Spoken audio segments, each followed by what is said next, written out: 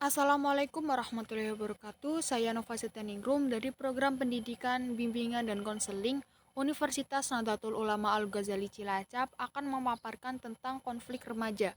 Masa remaja dikenal sebagai masa untuk mencari jati diri. Remaja yang umumnya berusia 12 sampai 18 tahun. Masa remaja adalah peralihan dari masa anak-anak menuju masa dewasa yang mengalami perkembangan semua aspek dan fungsi untuk memasuki masa dewasa. Usia remaja merupakan masa transisi dari masa anak-anak menuju dewasa. Masa transisi ini diikuti dengan emosi yang labil dan mudah diprovokasi. Masa remaja sering diwarnai dengan beragam kenakalan.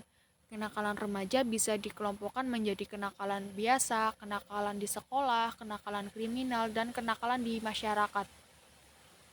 Remaja sering terlibat konflik yang penyelesaiannya diwarnai dengan beragam kekerasan, tawuran antar pelajar yang sering terjadi akibat persoalan sepele, sering menghiasi pemberitaan. Tawuran sering dijadikan ajang untuk menyelesaikan masalah, perdebatan, dan perbedaan pendapat. Kebencian dan kemarahan menjadi salah satu faktor terjadinya tawuran karena dijadikan landasan untuk menyelesaikan masalah. Kenakalan remaja disebabkan oleh beragam faktor. Secara umum, penyelesaiannya kenakalan remaja berasal dari keluarga, sekolah, dan lingkungan pergaulan. Keluarga yang tidak harmonis membuat anak mudah marah, tidak mampu bergaul dengan baik, dan lebih memperhatikan saran dalam mengambil pendapat. Penyebab yang kedua adalah lingkungan sekolah yang tidak kondusif. Keberadaan teman yang tidak baik di sekolah membuat remaja terpengaruh dalam bertindak.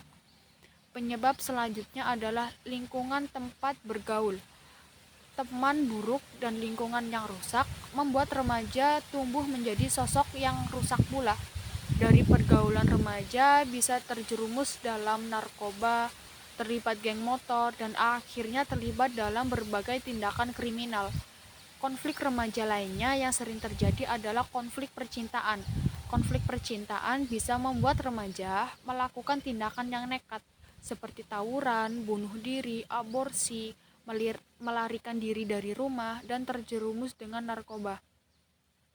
Percintaan remaja juga menjadi masalah bagi orang tua dan sekolah.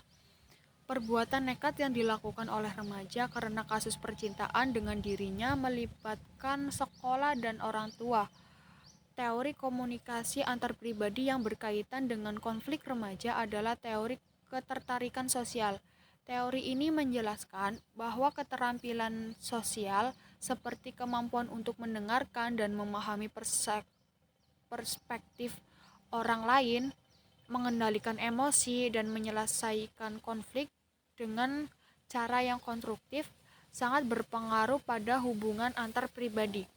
Remaja yang kurang memiliki keterampilan sosial yang memadai cenderung lebih sulit dalam mengatasi konflik dengan cara yang sehat dan memberikan situasi yang buruk.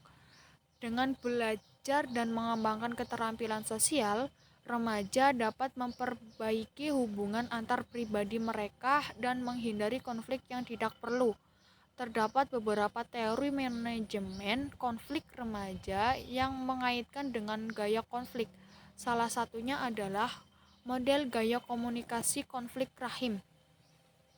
Model ini mengidentifikasi 5 gaya konflik yang berbeda dalam manajemen konflik, yaitu yang pertama gaya integratif.